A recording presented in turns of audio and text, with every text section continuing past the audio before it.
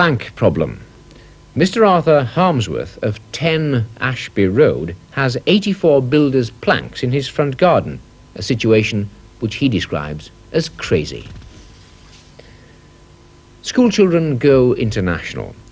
As a contribution to the festival, schoolchildren staged a concert in the town hall last Tuesday, organised by Mrs. Sandra Bartram, with husband Mr. Albert Bartram at the piano.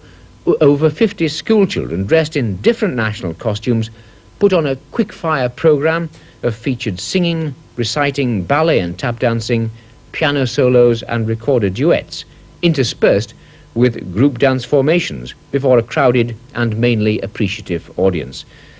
A disturbance was caused by a small minority of elderly people in the audience who followed their habit of getting up out of their seats, putting on their coats and leaving before the entertainment had ended.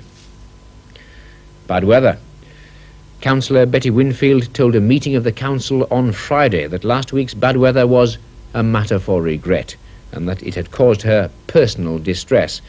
Councillor Frank Bates replied that there was no point in crying over spilt milk and that plans for the future were in hand.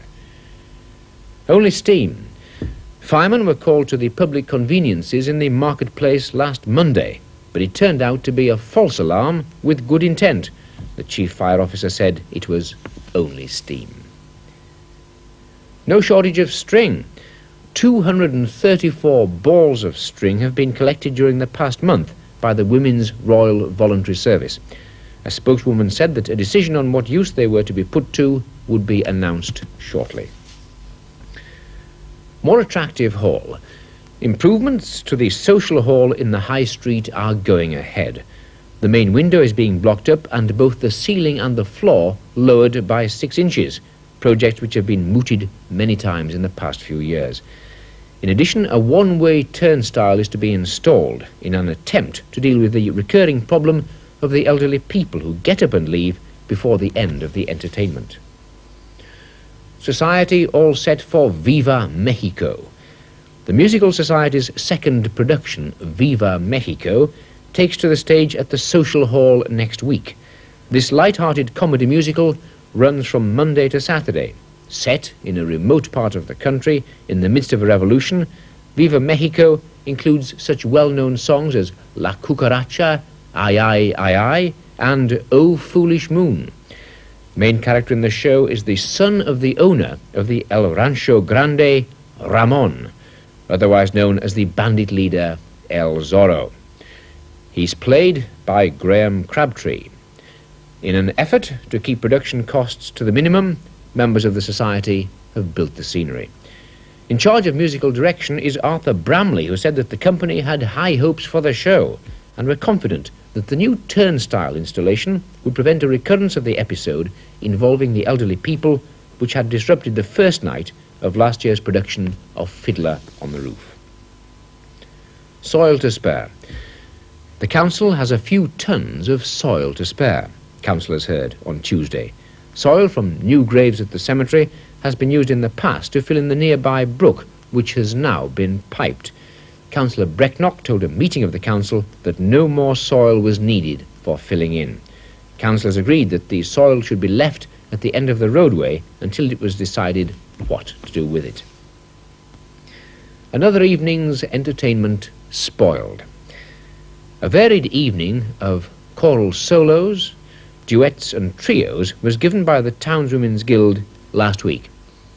The shortest and most unexpected item came from Mrs. Avis Hickling with her Song of a Mountain Sheep, while Mrs. Valerie Scattergood displayed musical versatility with a self-accompanied song to the strain of a mandolin. Before the vote of thanks given by Mrs. Bird, 8 elderly citizens in the audience pulled on their coats and left the hall. Mrs. Bird, visibly upset, nevertheless declared the evening a success, despite the incident. Ridiculous situation over rubbish. Not good enough was the reaction of members of the Chamber of Trade over the vexed question of the continued non-collection of rubbish from the premises of Mr. Arthur Pemberton, greengrocer of 35 Main Street. In a statement, Mr. Pemberton said, "Every day I walk across the road and place my sacks of rubbish in the council's refuse vehicle. And every day the council workmen take it out of the vehicle and place it back outside my shop again. They will not explain their actions. I am in the dark. Councillor Dresser said, "I think this is a ridiculous situation." Sculpture is subject. A talk on sculpture was given to members of the Rotary Club on Tuesday. The speaker was Mr. Ken Marriott, who told members that he worked entirely on his own in an 8-foot square studio for 16 hours a day. Band gives concert to unappreciative audience.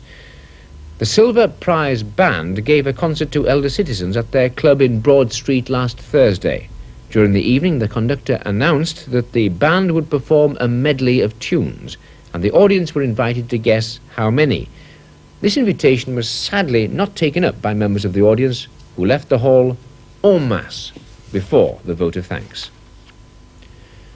And that ends the news for this evening, so it only remains for me to wish you all good night. Good night.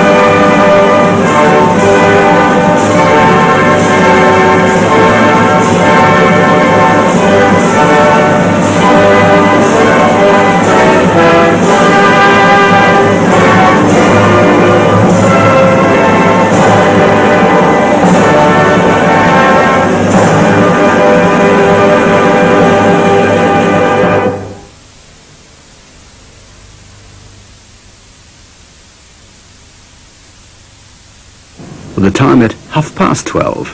A final good night, and please don't forget to switch off your set.